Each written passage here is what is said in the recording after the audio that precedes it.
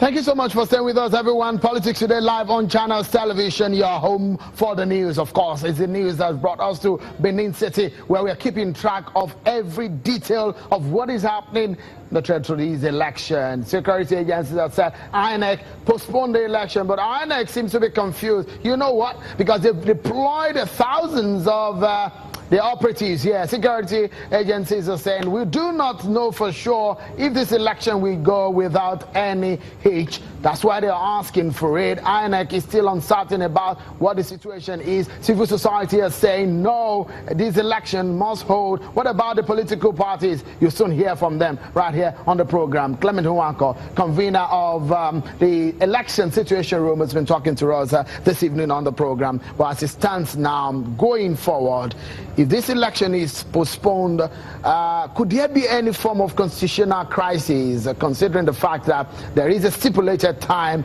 for election to be conducted prior to the handover by the incumbent to the elected? The incumbent will not be going for a third term, will not be staying in office beyond November 12th. Elections must hold no later than October 12th. So we do have the constitutional requirement that elections must be conducted before October 12th, and the governor must hand over power latest November 12th. That would be the constitutional situation that we're in. Don't forget that when we arrived in Edo, the first issue was about candidates taking examinations. That was going to be the first reason given for postponement. We had profiled alternatives, which was that you have 1,700 candidates writing examinations in 11 centers, 9 of those centers in Benin City. We had proposed those 9 centers, aggregate them in one location, possibly University of Benin. The other 4 locations, which are in the other 2 local senatorial districts, you aggregate them in Auchi Polytechnic and at the University at Ekpoma. And the government of the state should, as a responsible government, boss those candidates to those venues to take examinations. Now, that was the first reason that was ostensibly arising as a cause for postponement, and the solutions were profiled. And now this other reason suddenly arose, which was never in discussion between INEC and the security services, which are all part of an interagency committee on security. It's going to be interesting. I'm just hoping that if you're able to get maybe one of the political parties to speak to us on this, well, we'll be bringing them their reactions to you on the program just as we close now. It's a Wednesday, and we have Thursday and Friday and the election day.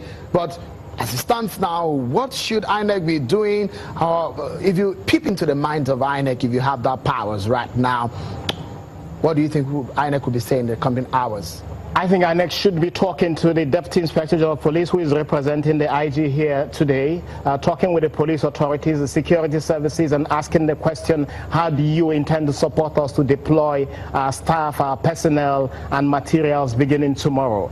Let INEC make that demand of the security services, and should they fail to do that, then the security services would be admitting to this country that they are unable to carry out their constitutional responsibility of providing security across the country, and in a relatively peaceful state as Edo that we have, to be able to, they are unable to provide security to provide to cover the elections that we should be having on Saturday. Mr. Clement Nwanko, the convener of election situation room, talking to us right here on the program. If you look at your watch just before the half hour, we've got to go right now, but do not worry, we are keeping tabs on what is happening.